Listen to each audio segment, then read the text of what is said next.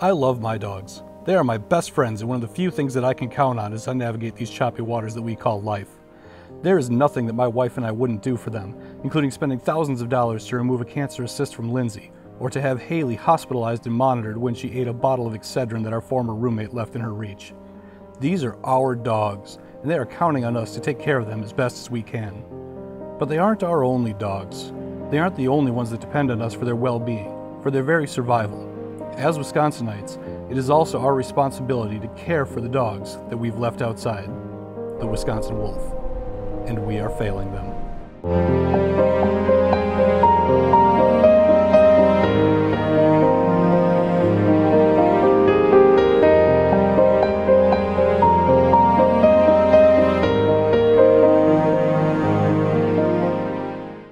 Everyone's got dogs. Almost everyone has a dog. They love their dogs.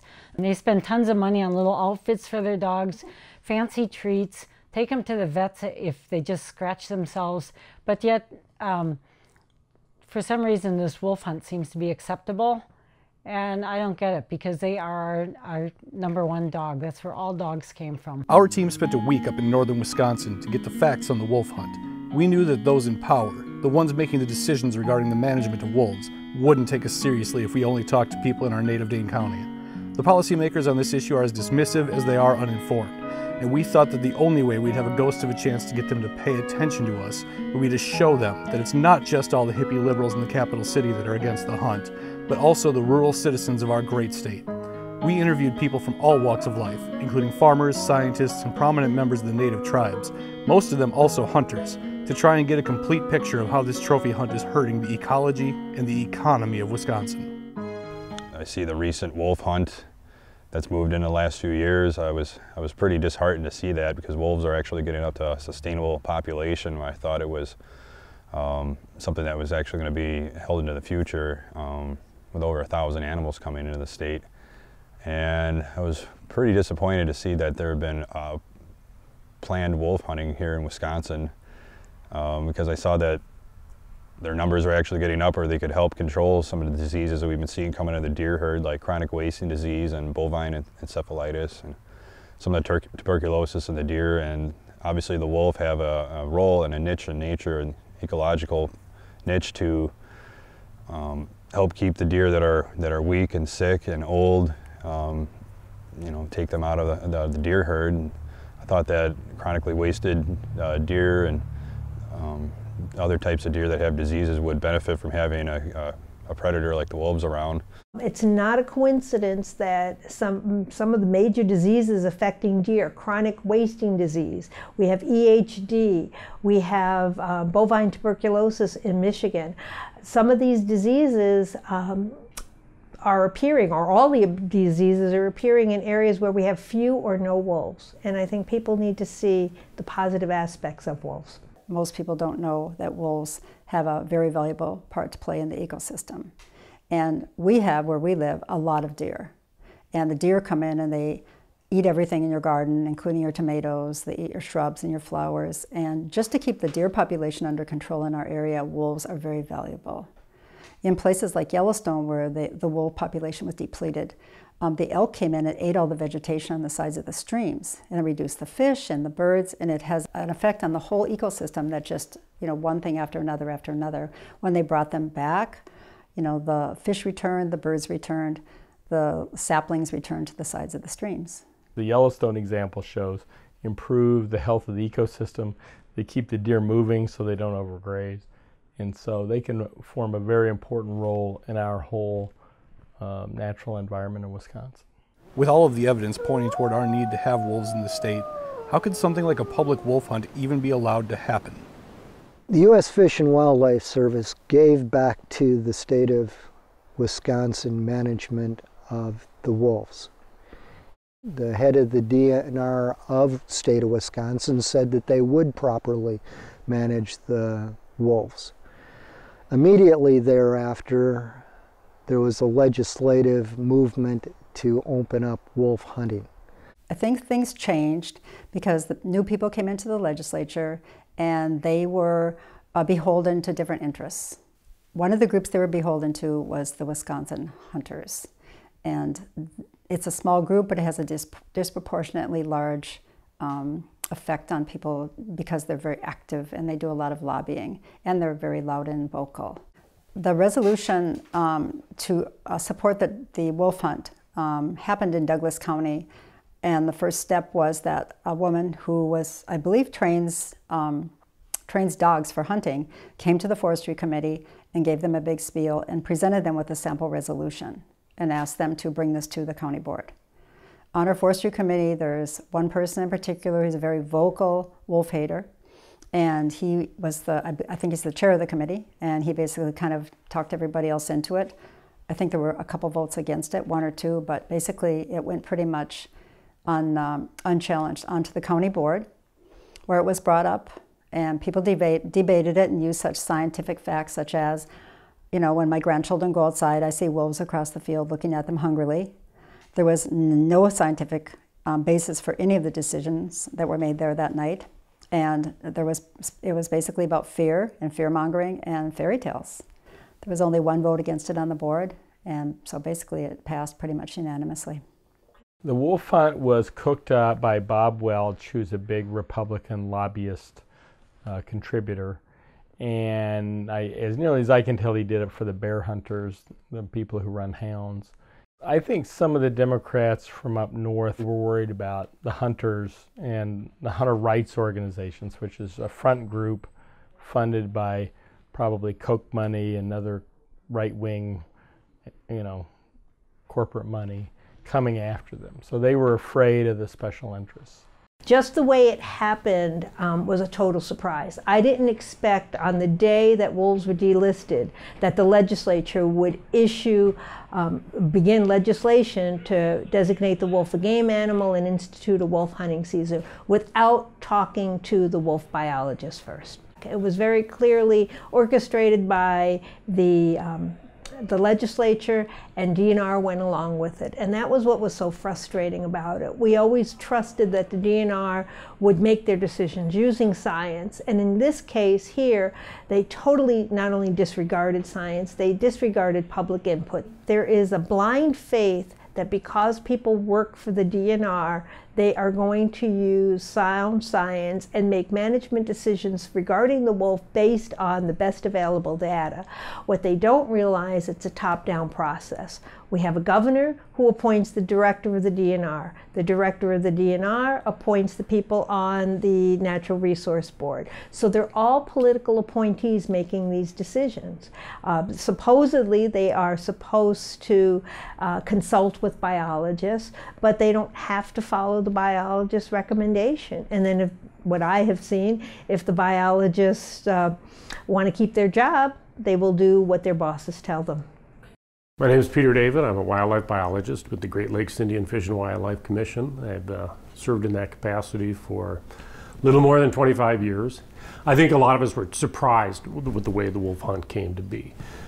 Not so shocking perhaps that there is a hunt, but that it was done with so little review, so little input from the public, and so little involvement of the Department of Natural Resources' own professional staff. This clearly was a political maneuvering, and I think the science behind it was pretty limited, and most of the decision making in it was a done deal by the time it became public. Most of the DNR staff have been trained as scientists, but they don't get to behave as scientists, unfortunately. In a bureaucracy like the DNR, people are hired and fired on the basis of whether they follow orders, whether they follow what's the expected party line. If the director of the DNR says, this is the way it's going to be, all the other people have to say, this is the way it's going to be. And so they're not using science really.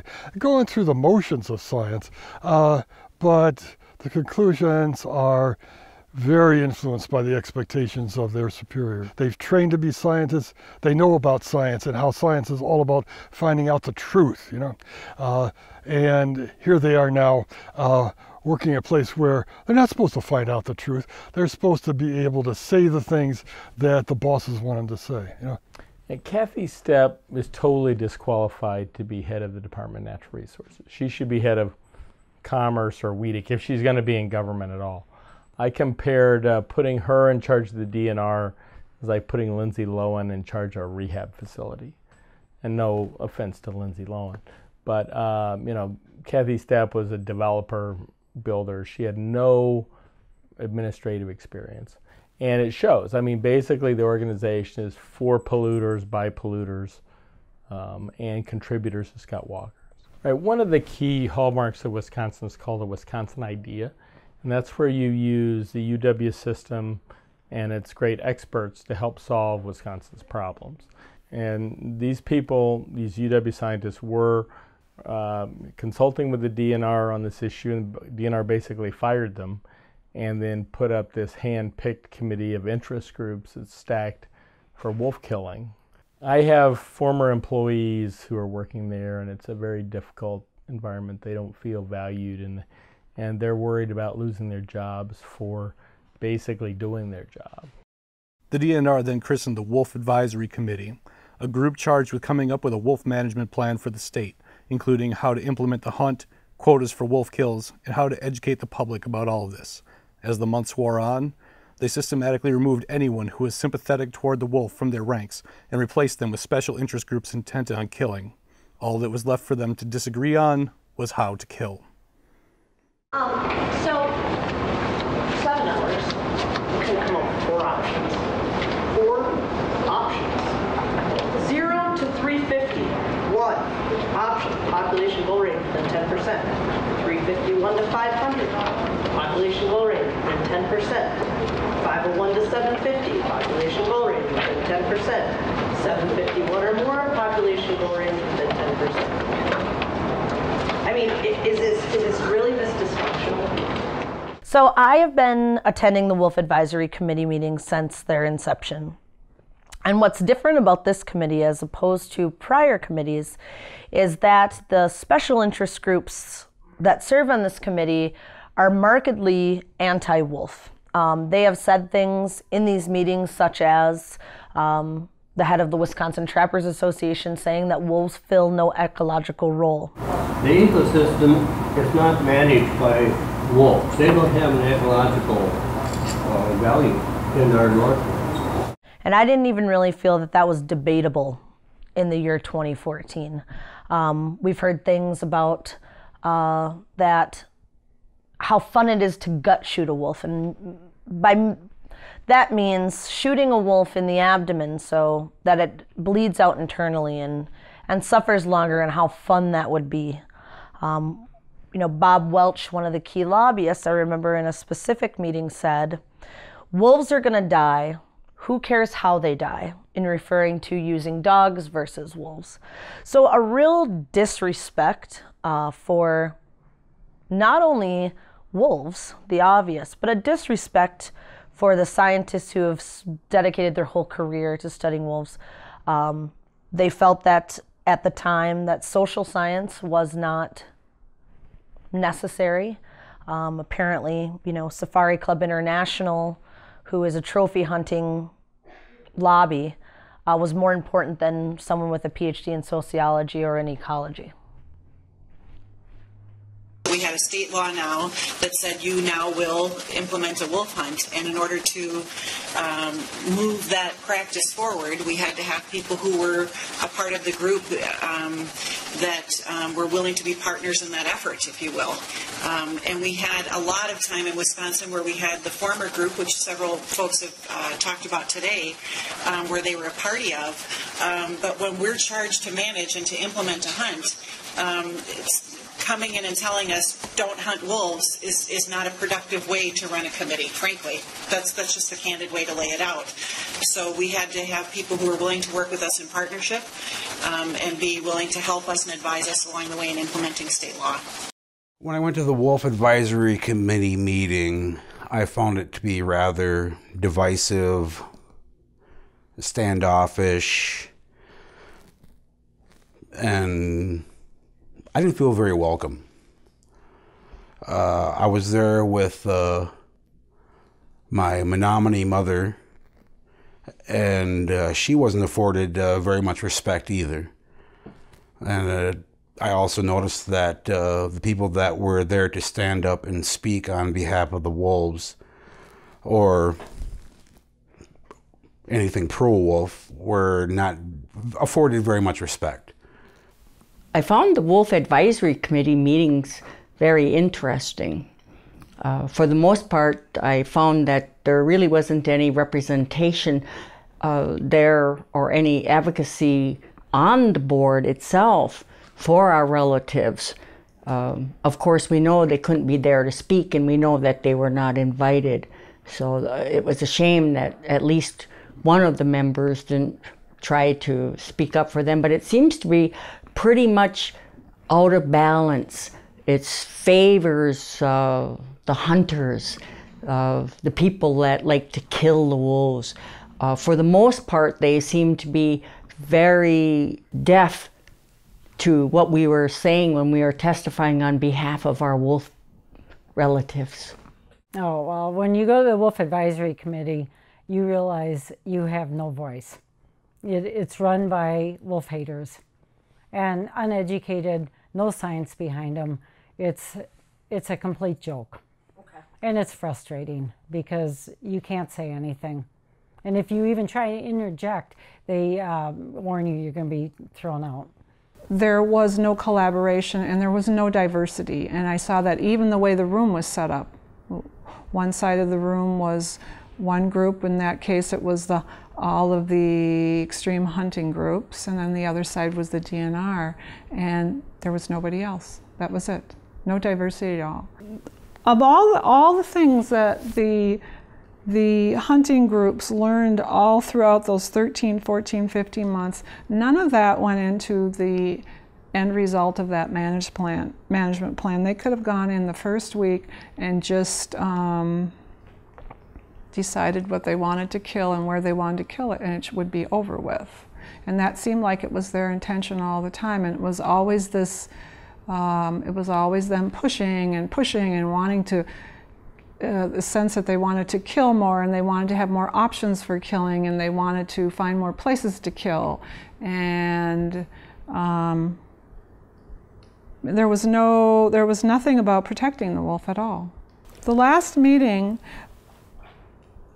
in October of 2014, they talked about education and the educational component that needed to go into the management plan, and who would be part of that. And one of the members of the group said that the wolf is getting too much attention. They wanted 2 statewide recognized wolf education groups in the being part of the management plan, the new one, because they are part of the tracking and monitoring program during recovery, and they are in there now, and they, the hunting groups didn't think that that was not appropriate for these educational groups to be in there either. There was no creative thought that went into that. So to be quite honest, I don't know how they plan to educate the public about wolves. The thing that they spent the shortest amount of time in throughout the 14, 15 months that they had the committee probably was on the educational component. I would leave those meetings, and it took me 4 to 5 days to get over those meetings. There was so much venom and hatred, and I didn't understand where it came from. I serve now on the Wolf Advisory Committee, previously served on the Wolf Science Committee, and also was involved on the Wolf Roundtable. And have been working in that way for a couple of decades now in some capacity, trying to represent some of the tribe's interests in Mayengan or the wolf. I think there's been some really major fundamental kind of changes that I'm concerned about. At one time we had the Science Committee, which was made up primarily of biologists, and then we had a roundtable committee, our stakeholder group.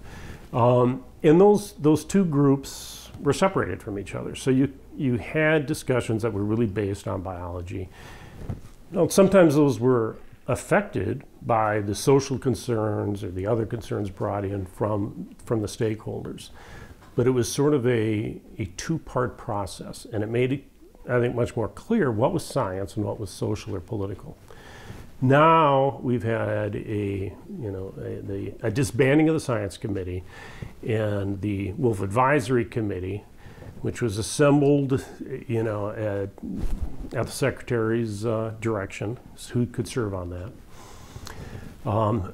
There's concerns, I think, one, about just the makeup of that committee, that it doesn't reflect the Wisconsin public very well. And then there's this whole fact that there's this blending of the process, that there's no sort of clear separation between the science and other non-scientific concerns. And so what comes out of that committee now is already sort of an amalgamation of different concerns. And I think when those things were separated, it was really better for the science, and it was better for the management of the species to know where certain decision-making was being based. It's certainly not the way the tribes are interested in seeing wolves managed. And it seems to be done primarily from a perspective where the wolf is still a vilified creature. And it's not based on any recognition of the ecological or the cultural values that wolves have to very many people. And there's all sorts of things I think you can see between the population goal and the way the hunt is designed that support. That I don't think is really even an arguable contention.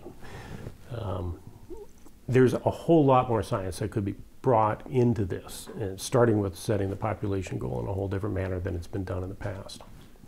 One of the Wolf Advisory Committee's first priorities was to determine how many wolves we should have in Wisconsin.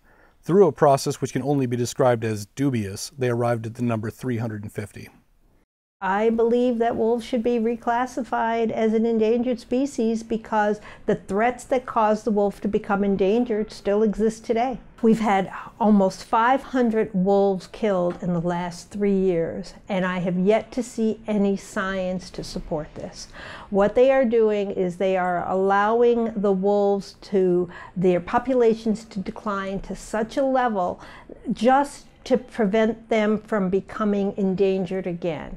And I was part of many of the discussions when we came up with that number. That number was a compromise. Where it was done back in 1999, everyone sitting around a table, input from the public, and everyone was talking about how many wolves can Wisconsin sustain. And there were many who wanted more than 500, many who wanted less than 350. And so 350 came about as a compromise, and it was never intended to be a cap. The way that 350 number was meant to be, or the intent of it was to be, at least during the discussions, was here's 350 wolves. When we reach that number, we're going to be doing more aggressive management. 350 wolves was a good goal when we had 200 wolves in the state. And we're fortunate, and we shouldn't lose sight of the fact that we've come a long ways. But it's clear that Wisconsin is capable ecologically of supporting a substantially larger number of wolves. From the tribe's perspective, there's a lot of benefits that we accrue from wolves, but you get those benefits essentially sort of in proportion to the population of wolves that you have on the landscape. And so a population of 350 wolves isn't nearly as good as a population of 700 or 1,000. We know we don't really have to worry about capping wolves. It's not like some species where there's really a need to harvest them. Wolves are very good at taking care of their own numbers, and there's never going to be a terribly high number of wolves in Wisconsin. So we don't need to cap them from that perspective. But to get the ecological benefits of wolves, they can show us what their carrying capacity is here on the landscape. And I think from the tribe's perspective, wolves should be allowed to live wherever they're capable of doing that, and they're not causing excessive problems for people. Where we need to get the state of Wisconsin centered is where the wolves should be. Right now they're trying to come up out of the air amongst a bunch of disenfranchised groups that can't agree. How many wolves should we have in the state? All of that is irrelevant if you haven't decided where you want the wolves to be and how you want the wolves to be protected. Well, this is a wonderful area of Wisconsin right here with very few people, very little influence by private land ownership. It's a wonderful area to have a wolf pack, but it is an area that is intensively hunted. And because of that, it's going to be the first area where the wolf pack is eliminated, and at the same time, it is the area that you most want the wolf packs to be. Myself, I favor as much as possible keeping the wolf packs genetically pure and free of dog genes from their DNA as possible.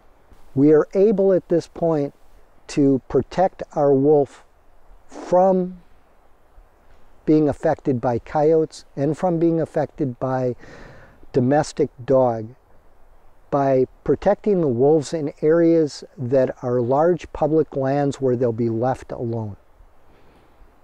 And these areas are fairly easily identified, and once they're identified, then you can figure out how many wolves will you tolerate in this area.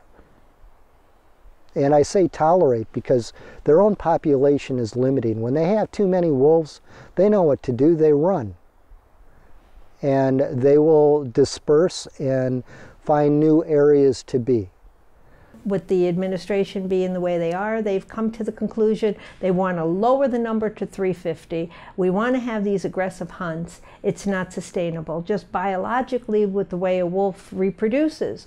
They reproduce once a year, have pups, 4 to 5 pups to a pack, and a very high mortality rate. So the way these outright slaughters are going along, it's not going to be before long, and we're going to have some major problems with the disruption of the pack dynamics. And we need to have areas where wolves can be wolves without being harassed. There should be no hunting, no trapping, no hunting with dogs, no training of dogs to hunt wolves in areas of prime habitat like the Chequamegon National Forest, Nicolet National Forest. In my opinion, the wolf population is not growing out of control. It was stabilizing, it was showing signs of stabilization, and all research indicates that as prime habitat becomes occupied, the wolf population stabilizes. That's what's happened in Minnesota, that's what's happened in Michigan, and that's what's happening in Wisconsin without the use of a hunt. And now that we have had 3 years of hunting now, that population is going to really go down. There has been recent, within the last year, research to suggest that wolves are, because they're territorial, there's a lot of managing their own numbers within themselves. How many do we need? It depends on a whole lot of things. You know, it depends on the health of the wolves. It depends on the health of the deer. It depends on more sophisticated behavioral management methods we can use to make the relationship between deer and wolves and humans a satisfactory one. One of the things you have to worry about with any animal species is you have to worry about inbreeding. It's very important that within a pack of wolves, some of them leave and go breed with another pack. Some of the females leave, some of the males leave. Those that stay are ones that David Meach called the biters, because they bide their time. They stay with the pack until they get a chance to mate. The others are dispersers, you know, both males and females, who decide I can do better elsewhere, and they leave. And that process is very, very important, because that causes the genetic mix so that so we don't get inbreeding. Inbreeding can result in susceptibility to sarcoptic mange, among other things, and lots of other illnesses. So that's very important. And those dispersers, they have to find another wolf pack, you know, and wolf packs are not easy to find, and they're not, and the wolves they find don't necessarily tolerate them joining the pack. So there needs to be enough of a population so that the animals can disperse from pack to pack and mix their genes. The consensus among the experts seems to be that more wolves are better. But what about the general public? So the DNR put out a wolf tolerance survey, And it's not being well publicized because it was made up by the Wolf Advisory Committee, and is actually, I think they were even slanting it to try and get the answers they wanted. But actually, the majority of people that they sent the surveys to lived in wolf country, and even still, the majority of people want the wolf number at where it is or higher. So when the survey came out and they found that 53% wanted wolves up there where they are at now, or even a larger population, they did not like that. They did not like that at all. They dismissed it at the Wolf Advisory Committee meeting. They didn't like what they heard. It was real clear. They were real uncomfortable when the results were being presented. I was there too. Everybody's anxious to hear this. We really wanted to hear. And so they were real uncomfortable. They didn't like what they heard. So, and I do feel like there's more than even 53%. What I do know is that a good percentage of respondents that returned the survey were hunters. Hunters only represent 11 to 12%, 11.5% of the population. That's based on the selling of tags. I believe there are a lot more people in this state that want wolves, a lot more than even that survey. But we got to go with the survey. So that's what it said, and there's a majority on there. And so that was real confirming for me too. Most of the respondents, about 8 to 1, were in wolf range versus not wolf range. And what we found was that most people want the current number of wolves we have or more. I think as a sociologist, this really should speak to policy. Because in the state of Wisconsin, we don't have a wolf problem. We just don't have a wolf problem. We have a people problem, but we don't have a wolf problem. So, you know, only we can successfully coexist with the wolf, and they depend on us. We did see that almost 50% of the respondents were hunters, so we know even hunters are tolerant of wolves. This is our government, and our government should be following the public opinion and not discounting what all of us believe, and even their own social survey, that we want wolves. So this DNR administration is absolutely beholden to special interest groups that don't want to see education come first. They don't want to see science come first. They certainly don't want to see wolves come first. And I think that, or my gosh, public input. The survey clearly shows that a majority of people want wolves, even those within wolf range. It's also worth noting that, aside from the 53% of residents who want the wolf population maintained or increased, a further 14% counted themselves as unsure. Only 15% of residents want to see the wolves eliminated. One important part in that social survey is they talk about that most people favored a wolf hunt. Well, that's not exactly how that question went. What they asked is, do they support a sustainable wolf hunt? And that could be something as just removing the animals that are already problems. But a generalized hunt does not address problem wolves. It's like lining up 600 citizens, 20 are criminals, shooting into the crowd and hoping you hit one. We have wolves deep within, we visited Chequamegon National Forest, Nicolet National Forest, thousands of acres of county forest right where we want wolves, and yet it seemed to be those were the areas being most heavily hunted.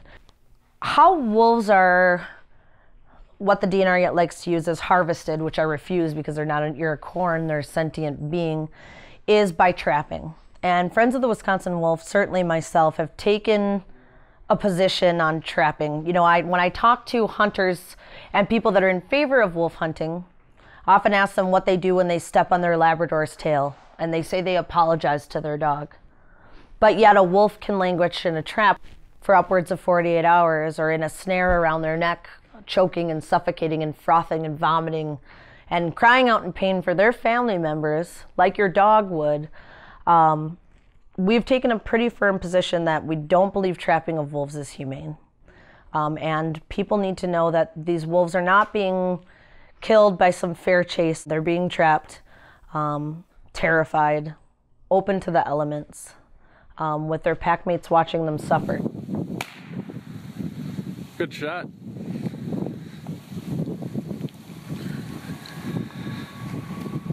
One thing the general public should know about the wolf hunt season is that most of the animals, the majority of the animals, upwards 70–80%, are wolves under a year old. So essentially this is a wolf puppy hunting season. I don't think the hunt is sustainable at all. I'm very concerned that they're killing so many of the young pups. Estimates are from 60 to 75%, and this is the next generation. And they have normally a fairly high mortality rate as it is.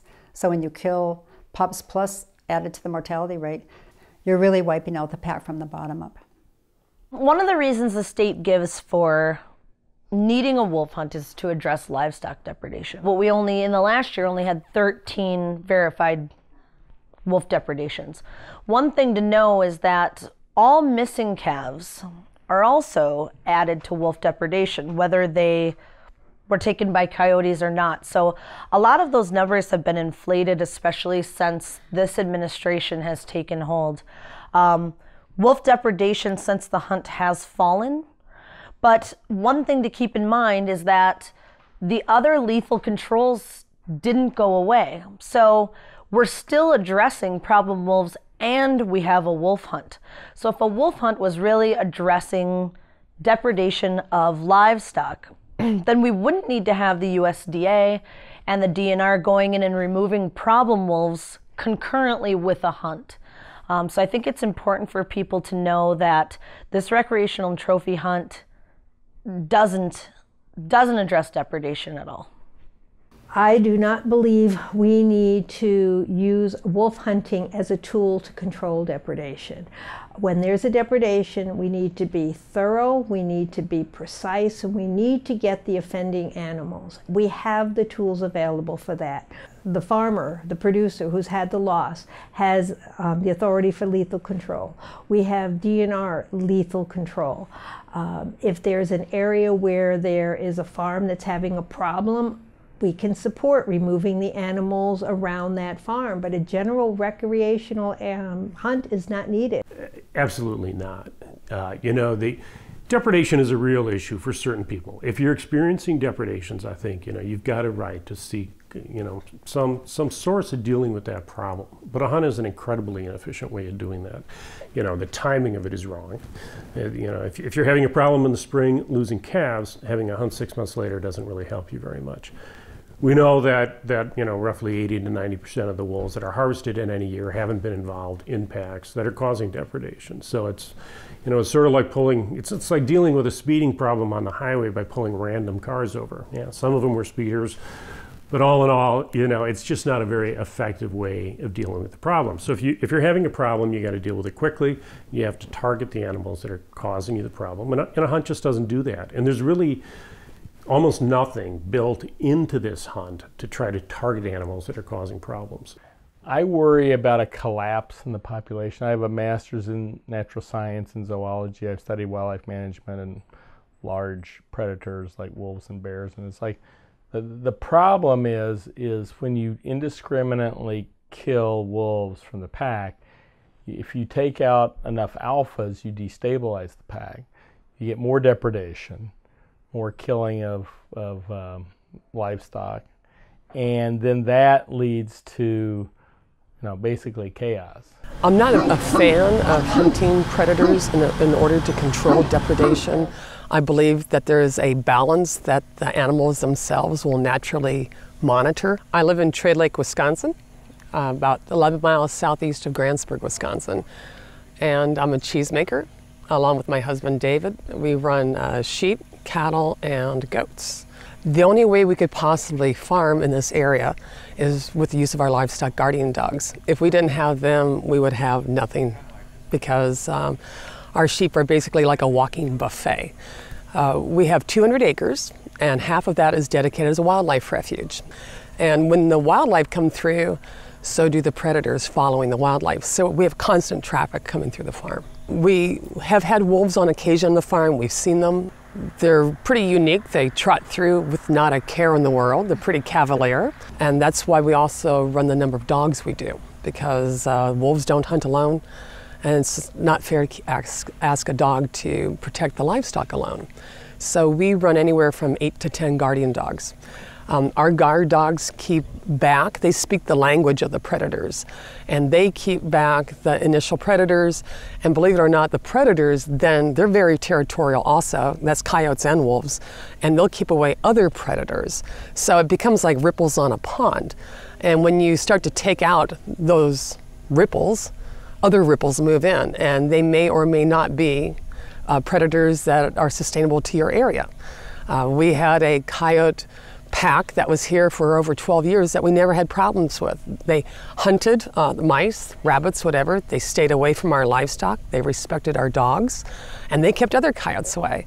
And some hunters came through on property adjacent to us and took out the main alpha bitch. And within 2 weeks, a neighbor 2 miles down the road lost 10 sheep.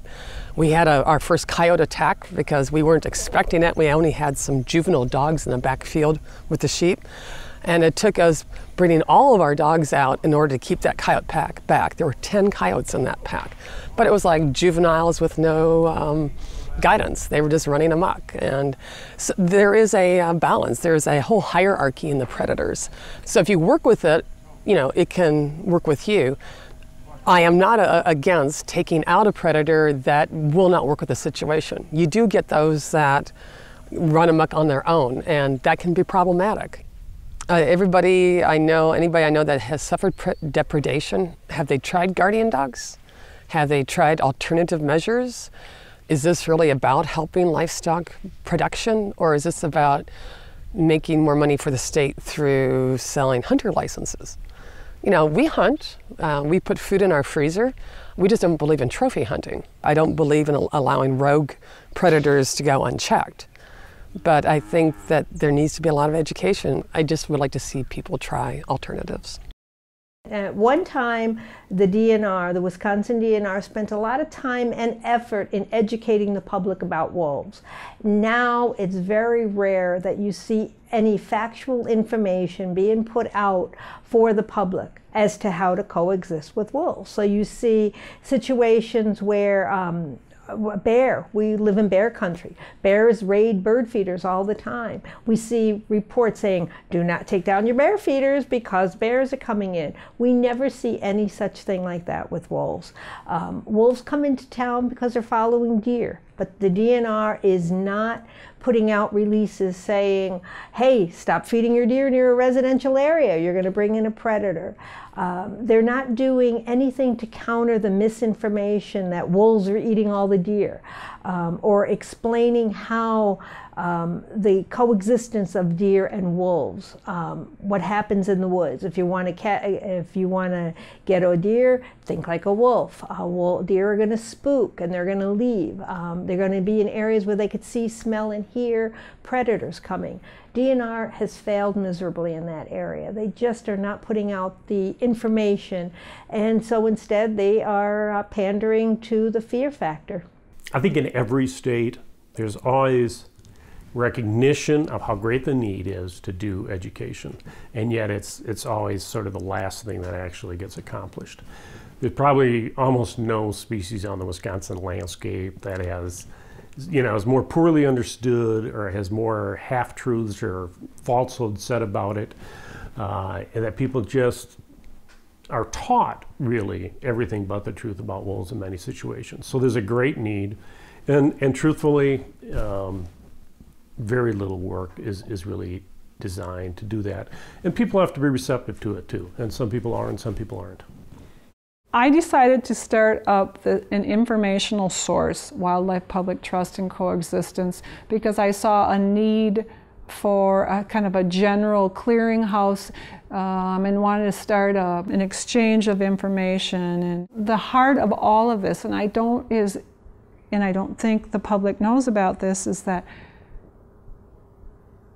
there is this phrase called public trust, and it's a legal binding document that holds up in a court of law, and that it states that everything out there belongs to every one of us. And just because you carry a gun and pay $8 to trap infinite amount of animals doesn't mean that that's yours. That animal that they trap belongs to me too. That they kill belongs to me too. And So for me, it's really, the public trust is something that is information that I try and get out there. Who owns the wildlife? All of us own the wildlife. Once I think people learn that they do have a vested interest in it, that this is theirs and that they can have a say, that they will start to participate more. Everyone should learn about wild animals. If you live out in the rural area, as I do, you have to accept the wild animals out there. We moved out here. This was their space. I have such a hard time with people living in the rural area saying that they're afraid of animals and that people don't understand what it's like to live in the rural area. No, if you're afraid of animals, then move back to the city. Anybody who really hates wolves doesn't like them more now that they're hunted. And for people who are on the fence, I think continuing to sort of reinforce this idea that wolves are a problem before they're anything else increases intolerance of wolves. And I think really in this hunt, wolves still are being targeted as a negative species. And that's the way really the state is portraying them. And that in itself is sort of an education that is happening. People are learning that that's the way the state views wolves, that they are a negative species. And it's till the state, I think, takes some leadership and starts treating them as a positive species, it doesn't increase tolerance for wolves. You know, the big thing I think that the tribes would say is that it certainly is not at all impossible to coexist with wolves. They did it. They did it for thousands of years. You know, the tribes talk about wolves as their brother. And some people look at that as being sort of an extreme position. But I've argued that they're not putting wolves on a pedestal. They're not crushing wolves under their heel. They're side by side. And, you know, I grew up with a brother. We fought sometimes. We had some problems. In the end, I'm sure glad I had multiple brothers. The wolf is a brother to Anishinaabe. Moingan is brother to Anishinaabe. And it plays a very important role in our spirituality. And they began to travel the earth together, visiting many different places. They became inseparable companions and eventually blood brothers. When human beings today encroach on the wolf's territory, Moingan, the wolf, retires further and further into the wilderness.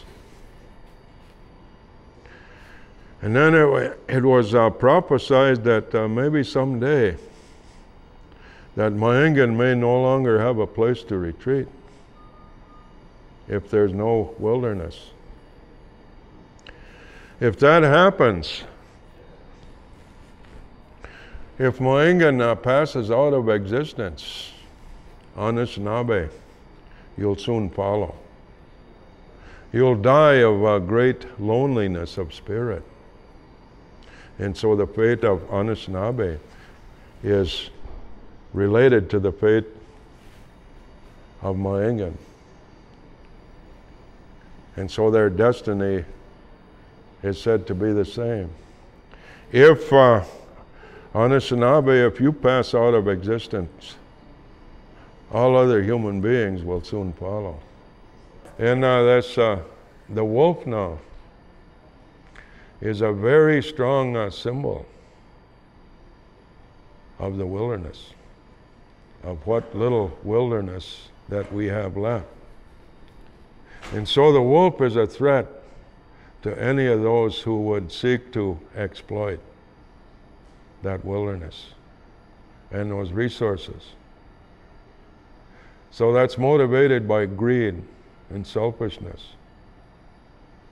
And it's those sort of people that hate the wolf. See, Anishinaabe, it's our brother. And so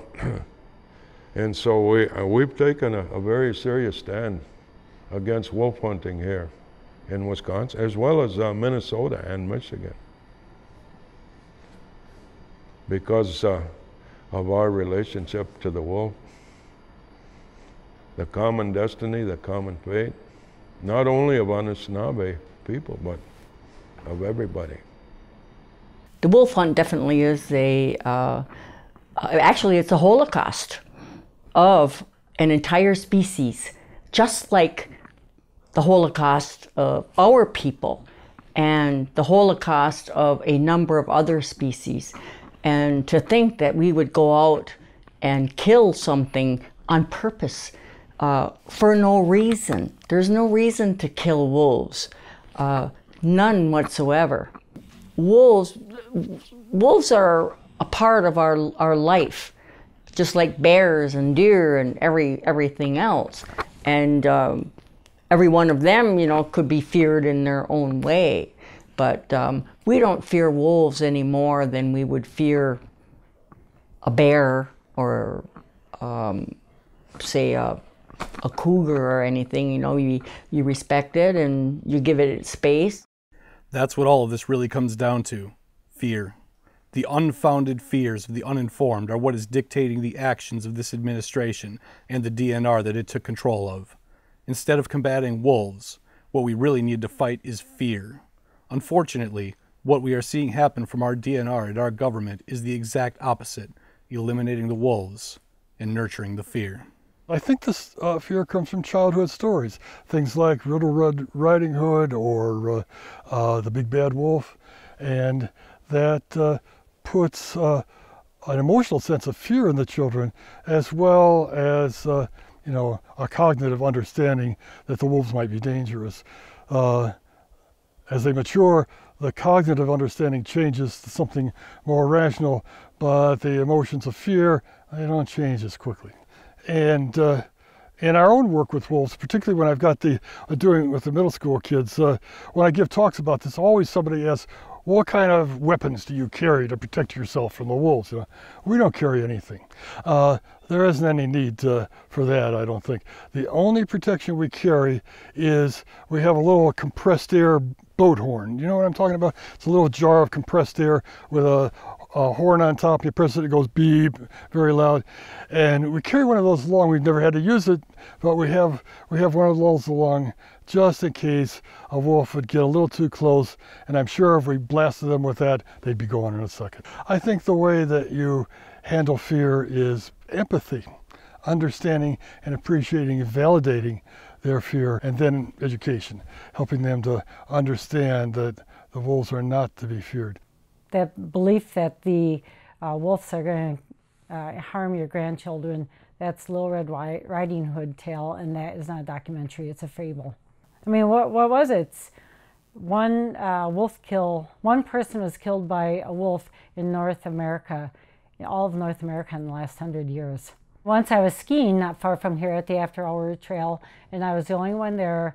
It was a beautiful, we had just gotten like a foot of snow. The trails were not groomed, blue sky, and I was coming down the ski path, and around the corner, and I had stopped to drink some water, and coming down the path was this big, black, beautiful wolf. Awesome.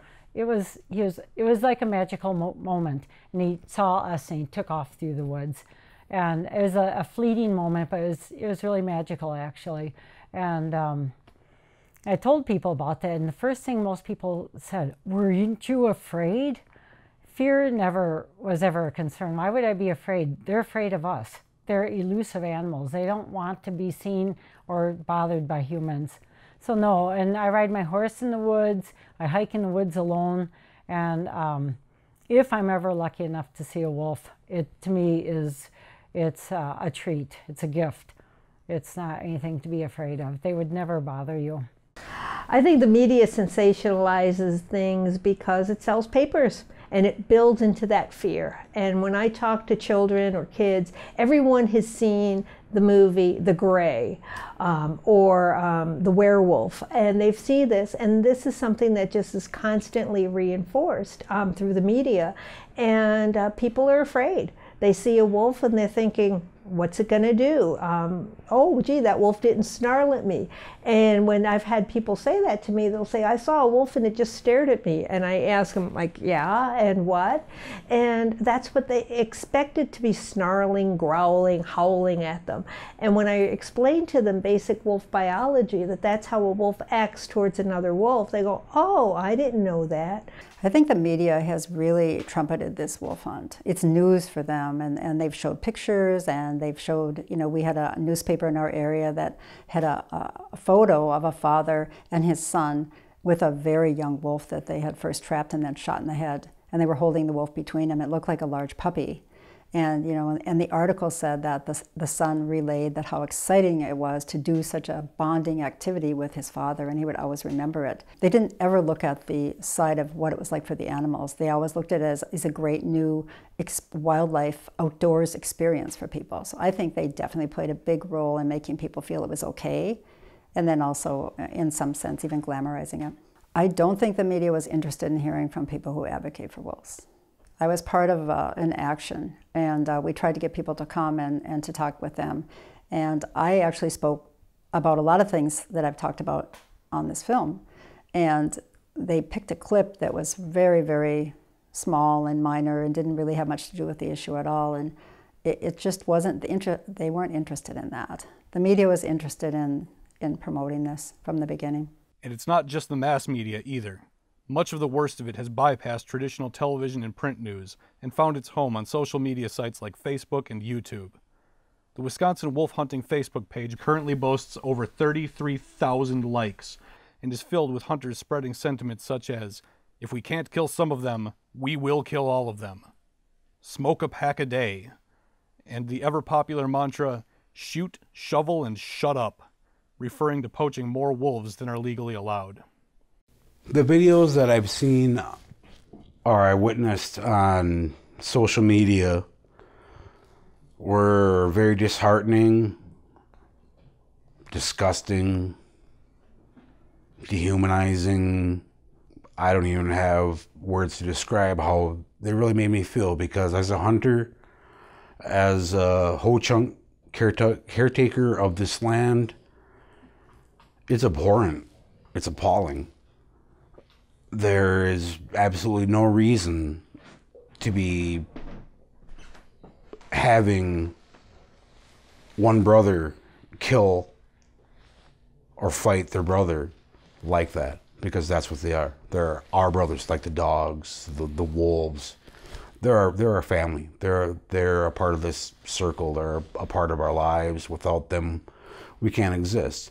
And then just to see the enjoyment that these people got from watching this gore and horror. I don't have words for it. Even in Ho-Chunk, we don't have words for it. They're pretty embarrassing and disgusting as a hunter to see. And people are taking photos, you know, and they're smiling and kind of posing next to them like they're really proud of it, and they're about to dispatch the animal. They're not about to release it back into the wild.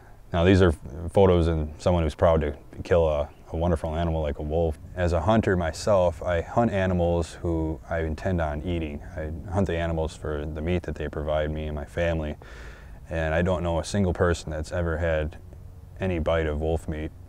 Maybe they feed it to their hounds, you know, something really degrading like that. But these hunters that I see, they're not really true hunters. It's just kind of been sport hunting, or, you know, what hunters would call, deer hunters would call, like trophy hunting. You're just kind of looking for something to brag about to your friends. All of this media is disseminated around the world. Everyone knows what we are doing here in Wisconsin, and everyone has an opinion on it. Few of those opinions are favorable. I do think wolf hunting hurts the Wisconsin economy. I've run into people as I've traveled that said, one person said to me, your state is barbaric, which was pretty shocking to hear, even though I'm sure in some ways many people would agree with that. But I also know that some people haven't come to this state because of that. We were down south, we ran into people and they said Wisconsin was on their list of do not travel to states because of the wolf killing.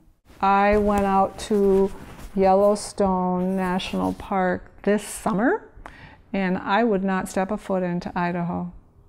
They are killing machine there, and they are killing off all their wolves. And I know that Wisconsin is gaining a reputation. I have family in Minnesota, and we are just frowned upon here as a bunch of beer-drinking thugs that carry around guns and go out and kill animals. And it is becoming a state with a real bad reputation, I feel. And so I think that hurts us here. I know Illinois, we're gaining a reputation down there too. And so I think that hurts our economy. I've known of people that head up north Michigan, and they will not stop in Wisconsin now. I think the rural area could really bring in dollars if they would really, if we would use our resources to build the economy. For example, in Wildlife Public Trust and Coexistence, the website that I have conversed with people around the country, and there was a photographer, an amateur photographer, a husband and wife, and she got in touch with me, and she said, I said something about coming to Wisconsin for wolves. She said, you know, we just went down south, and my husband and I spent, for 4 days, we spent $12,000 photographing. She said, if we could spend that much money up north and get pictures of wolves, we'd be there. Or just, you know, cater to tourists. She said that she felt Wisconsin is really missing an opportunity. All this damage that has been done to our beautiful state, the economy, the ecosystem, our reputation within our nation and our world. Though it is our friend, our brother, the wolf, that has taken the heaviest toll from all of this, with 1,000 animals legally taken over 3 hunting seasons and another estimated 200 lost to poaching per year. We are all paying the price for the ignorance and fear that is running rampant. We need to put a stop to the Wisconsin wolf hunt permanently.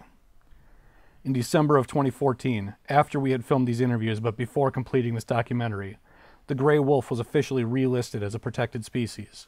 This was a great victory, but unfortunately there is still time for that decision to be appealed. Wyoming has already filed one. So what's the best thing for you to do right now? We ask that you please donate to the Friends of the Wisconsin Wolf. Every donation helps ensure that we will be able to keep up the fight to save the gray wolf. And please, write a letter to U.S. Secretary of the Interior Sally Jewell.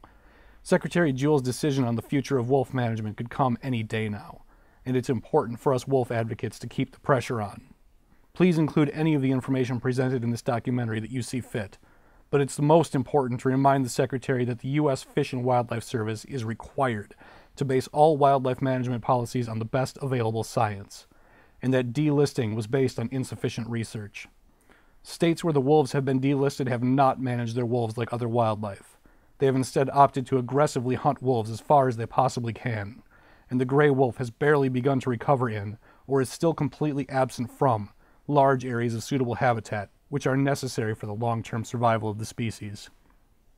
Wolves are more important to us and to the environment as a whole than most people have ever imagined. Please join us in taking action to preserve these magnificent creatures. You know, I'm glad that my kids are going to grow up in Wisconsin where wolves are present.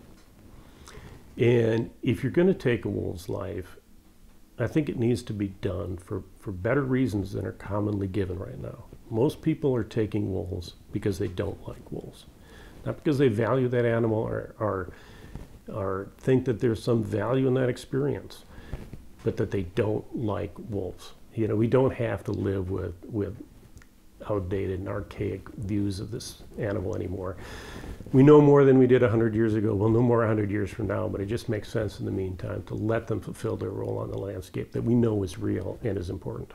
Actually, what brought me to northern Wisconsin was the wolves. I had studied dogs at that time for about 30 years. I think they're beautiful animals and really animals to be admired, and I feel it's been a privilege for me to understand them. I don't believe there should be a wolf hunt. I think that the number of wolves we had in Wisconsin was not a threat to anyone, and I don't think just because some people want to kill a different species is an adequate reason for having a wolf hunt. Wolves are important to me for a number of reasons. One is I like studying interspecies communication, and all of the dogs are emotionally able to communicate with people. We know when a dog's wagging its tail that the dog is happy. We know by the vocalizations that the dog makes, whether or not it's happy, anxious, whatever emotion it is, we understand that. So for me studying wolves and enjoying wolves, I can hear a wolf pack howl on its own in the night, and after listening to them for the number of years, I know exactly what they feel and what position they are in. And I think most people would that listen to the same audio that I do, that they're able to understand what is being conveyed.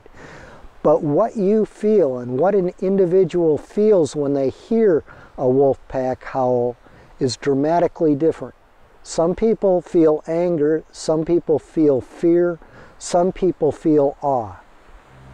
And for me, a practicing Christian, yes, the wolf is still a sacred animal to me. And it always will be.